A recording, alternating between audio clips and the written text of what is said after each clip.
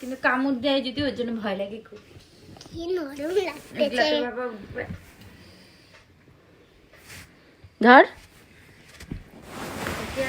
ভাবে ধরবে ও খাবলা।